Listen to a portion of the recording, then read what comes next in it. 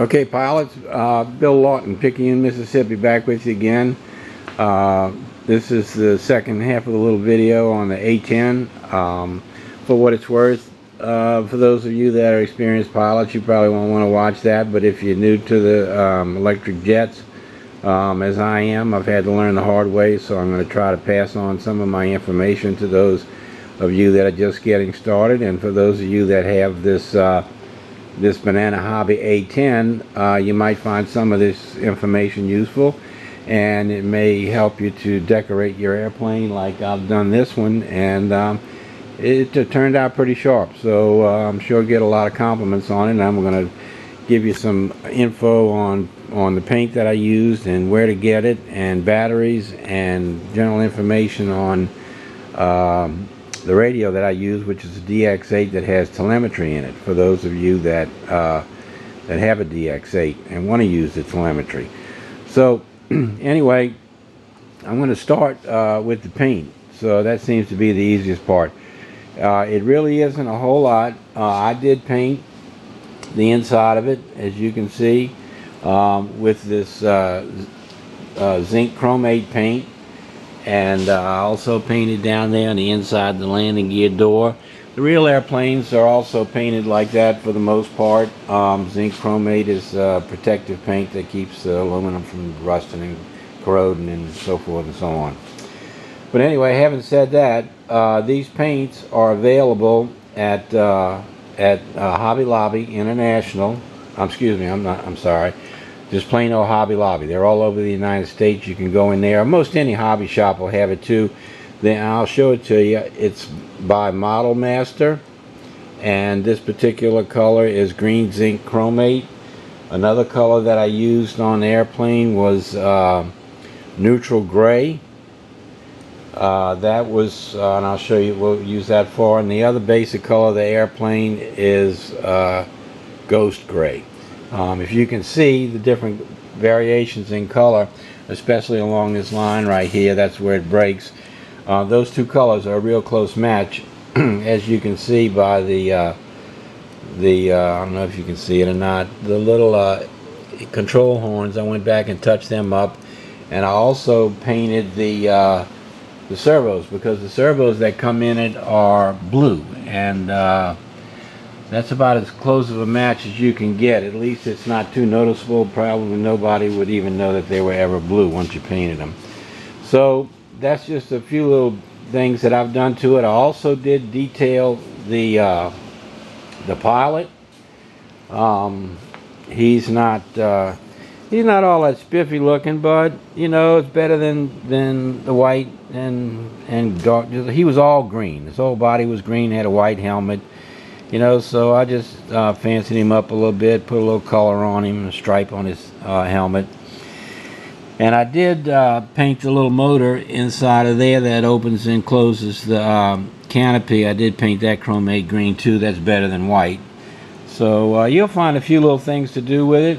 I have a whole bunch of these paints, and I did painted some of the rockets. You see with yellow tip and silver tip, those black, green with a red tip on that bomb, and this rocket, a missile here, has a couple of stripes on them and black tips, and in the back they're black in different colors. But it makes for a nice looking airplane. It may not be realistic, so to speak, but at least it adds a little something to it.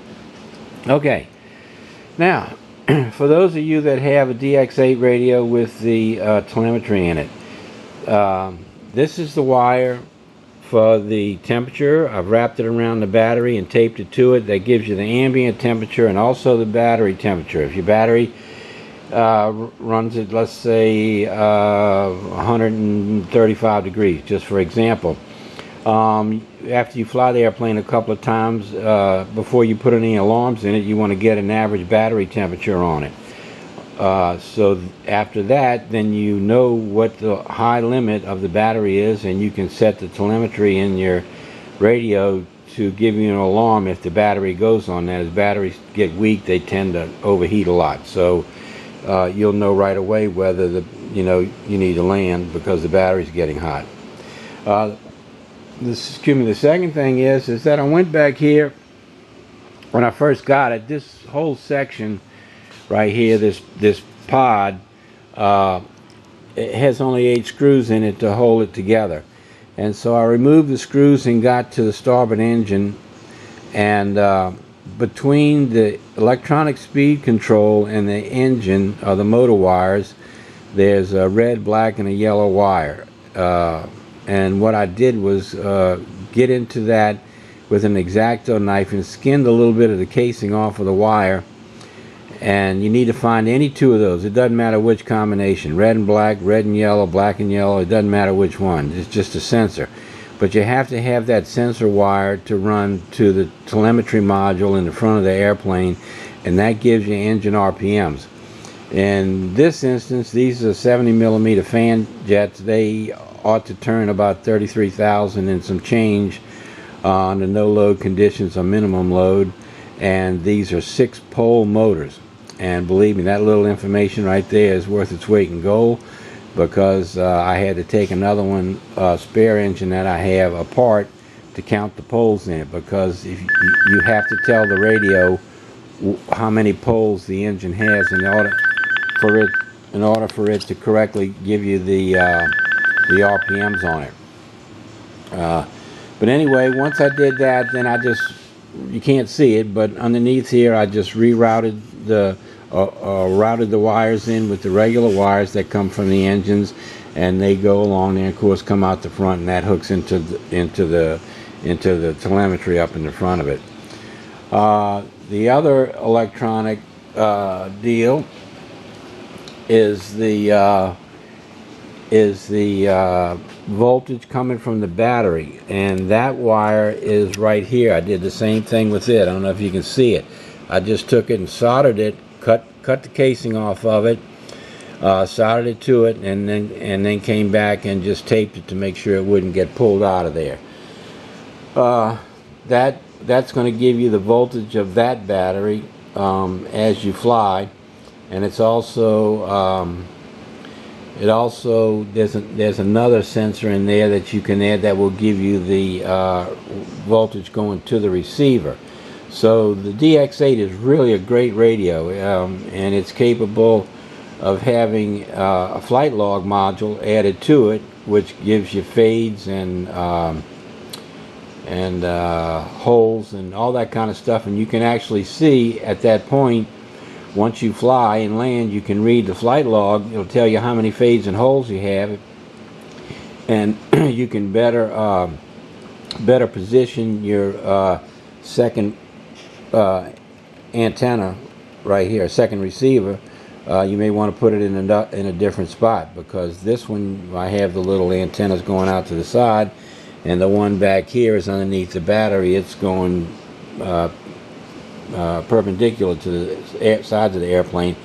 So this ought to work all right off the bat, but you may find that it doesn't, and if it doesn't, you can always move it to the back of the airplane or someplace where there aren't so many wires and batteries.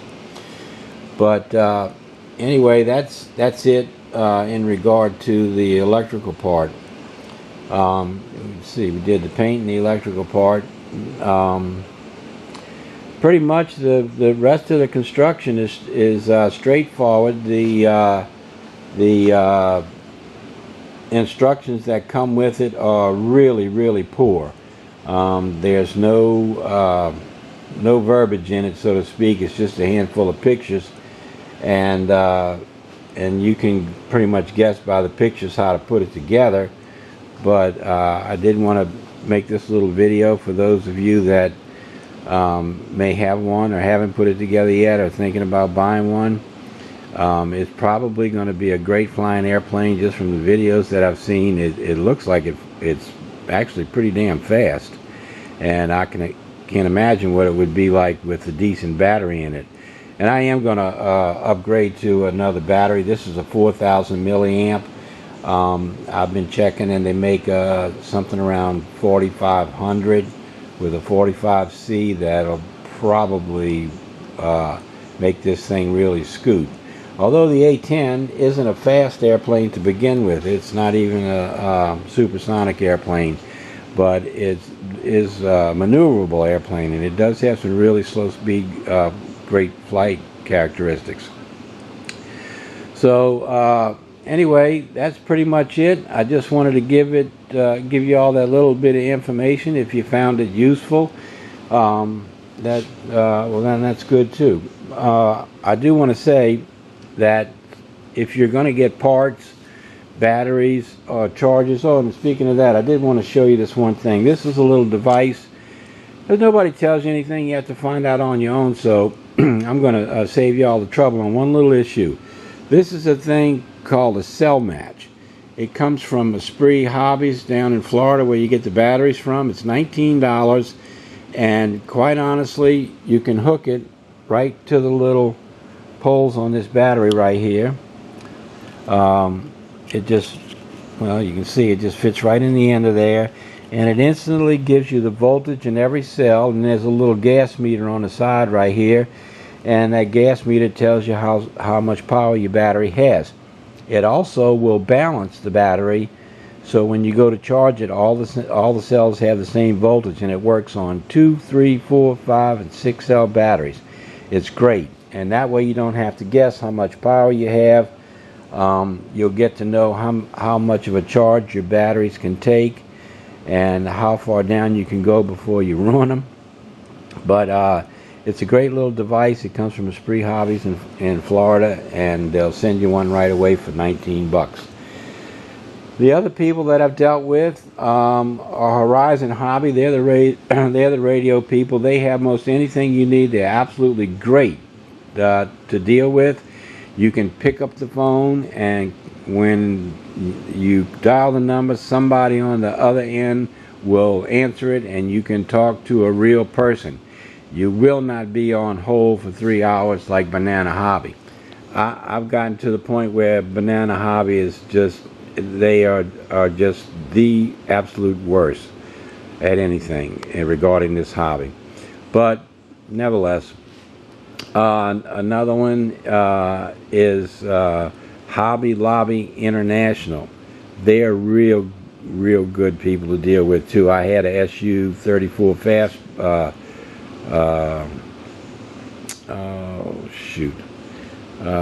fullback, SU-34 fullback jet, and right out of the box it had 2 bad servos, and I couldn't get to them without tearing the airplane apart. So I called and talked to them, and believe it or not, they sent me a whole new complete airplane in the box to replace the one I had. And I thought that was just unbelievable, and nobody does that, but they do. So I have the greatest admiration for Hobby Lobby International. They do what they say they're going to do too. XLE is another one. XLE has some good batteries. Incidentally, on the battery issue, probably the best battery out there is Thunder Power. They're quite expensive. One for this airplane would probably be $225, $250. You may be able to find them cheaper, but if you can get your hands, or you can afford a Thunder Power battery for this airplane or any jet you fly, they're usually a little bit lighter than the battery that comes in it.